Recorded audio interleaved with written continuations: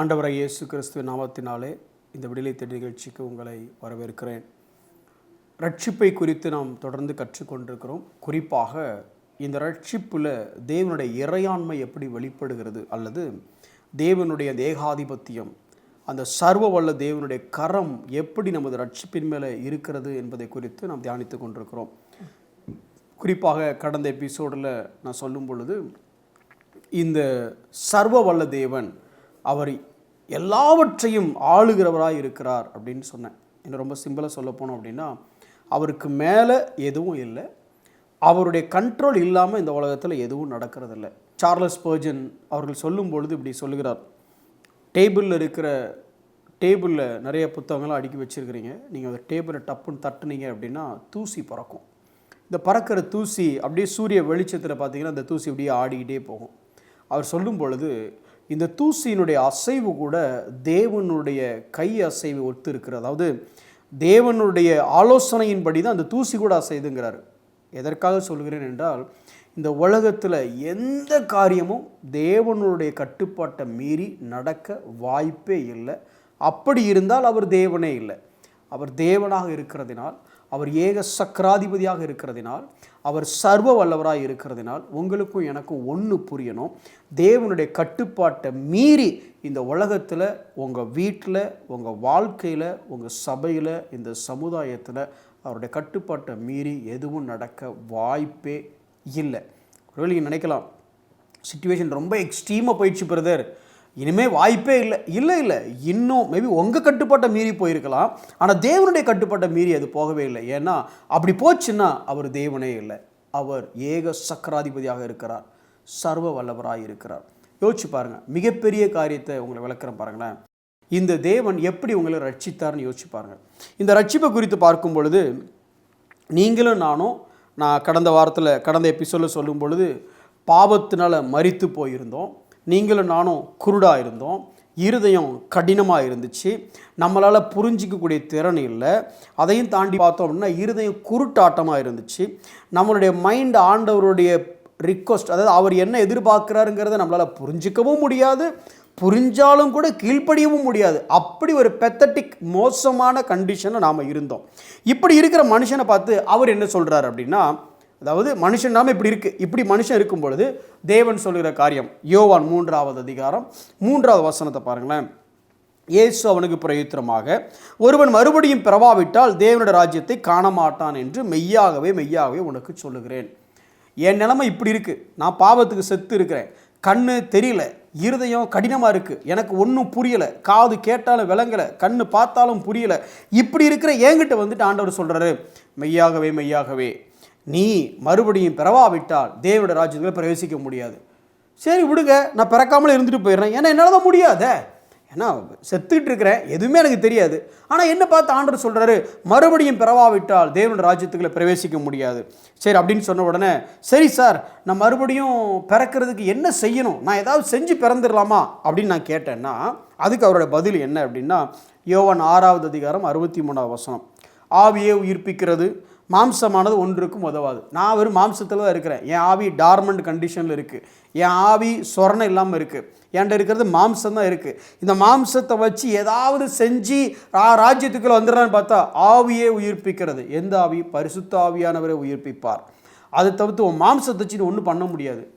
Sir, நான் பாவத்துக்கு செத்து இருந்தேன், குருட்டாட்டமாக இருந்தேன், இருதய கடினமாக இருந்துச்சு, என்னால் ஒன்றும் விளங்கிக்க முடியலை.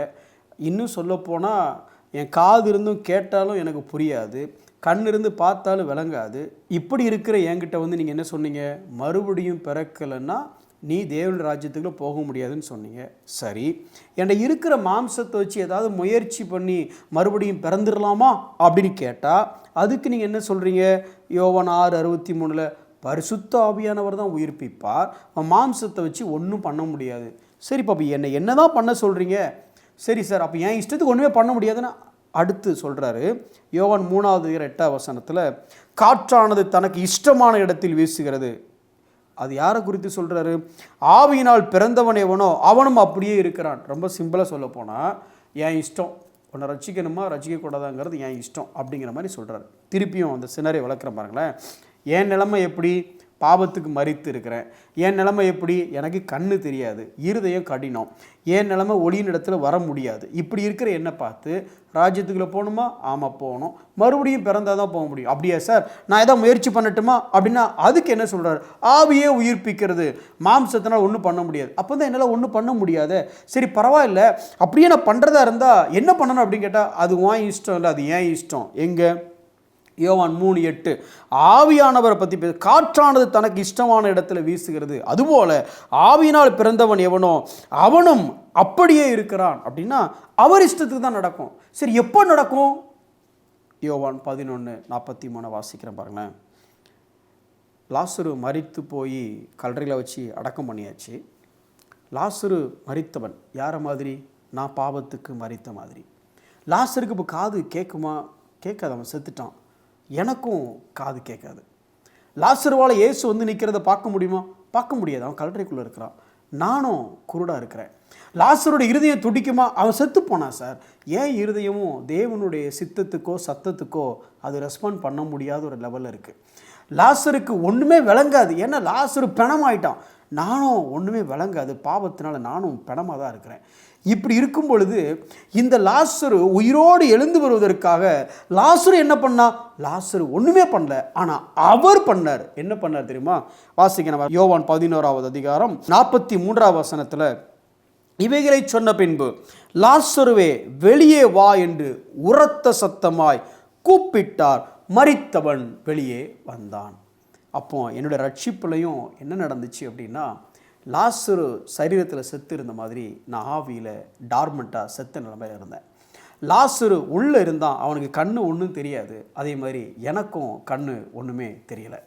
லாசரு உள்ள எந்த சத்தமும் அவனுக்கு கேட்க வாய்ப்பே இல்லை, ஏன்னா அவன் செத்து போயிருந்தான்.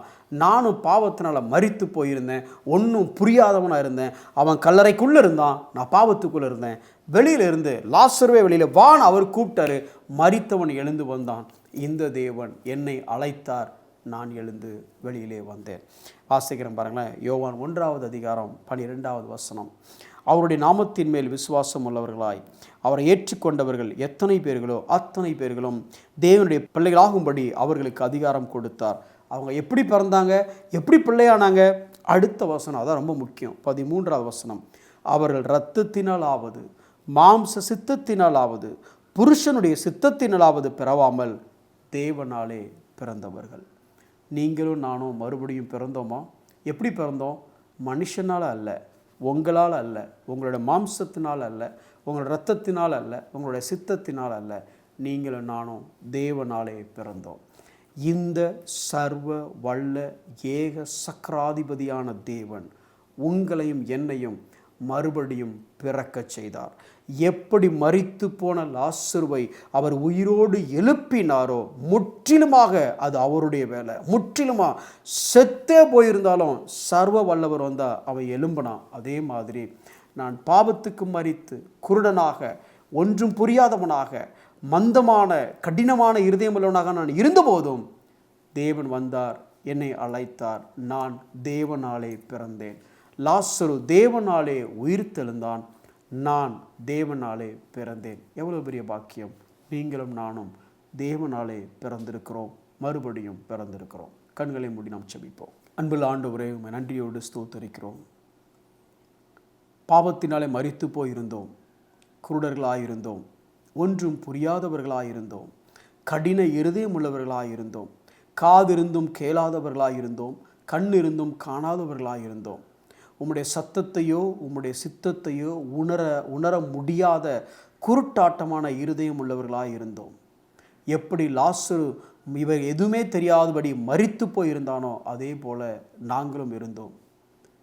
லாசருவே வெளியே வா என்று நீர் சொன்னதினாலே, நீர் அழைத்ததினாலே லாசரு உயிரோடு எழுந்தான். உம்முடைய வார்த்தை எங்களிடத்தில் வந்ததினாலே நாங்கள் உயிர் பெற்று உம்முடைய பிள்ளைகளானோம், தேவனுடைய பிள்ளைகளானோம், தேவனாலே அவருடைய பிள்ளைகளானோம். எங்களை மறுபடியும் பிறக்கச் செய்த தெய்வனே, உமக்கு நன்றி செலுத்துகிறோம். இந்த அற்புதத்தையே எங்கள் வாழ்க்கையில் நீங்கள் செய்யும் பொழுது, இதையே உம்மால் செய்யக்கூடிய அளவுக்கு ஏக சக்கராதிபதியாக நீர் இருக்கும் பொழுது, எங்கள் வாழ்க்கையில் இந்த உலகத்தில் நீர் செய்ய முடியாத காரியம் என்று ஒன்றுமே இல்லை ஆண்டவரே. உம்முடைய வல்லமைக்கும் கட்டுப்பாட்டுக்கும் விட்டு வெளியே எந்த காரியம் நடக்க முடியாது. ஏனெனில் நீர் சர்வ வல்லவராய் இருக்கிறீர். நன்றி செலுத்துகிறோம். எங்கள் வாழ்க்கையை ஆளுகை செய்யும். இயேசுவின் நாமத்தில் பிதாவே, ஆமென்.